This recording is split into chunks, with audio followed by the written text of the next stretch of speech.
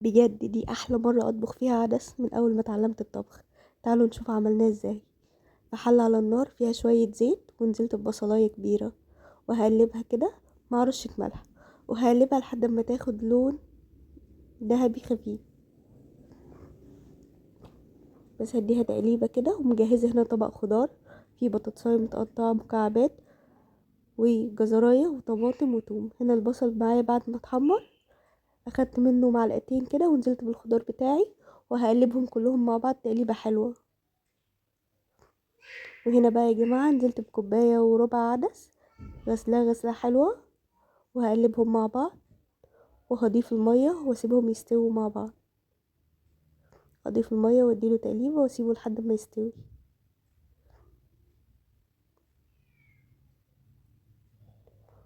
هنا كنت بشوف استوى ولا لا، ولقيته استوى. الجزر كان مستوي والبطاطس الخضار بتاعي كان مستوي، فاكيد العدس كمان مستوي. هسيبه طبعا، تقدروا تهرسوه بالهاند بلندر او ممكن تسيبوه يهدى شوية وتضربوه في الخلاط. هجهز القدحة ليه. هنا في الحلة حطيت فيها شوية زيت، وهنزل بنص معلقة توم، وهقلبها لحد ما تاخد معايا لون اصفر دهبي خفيف كده يا جماعة.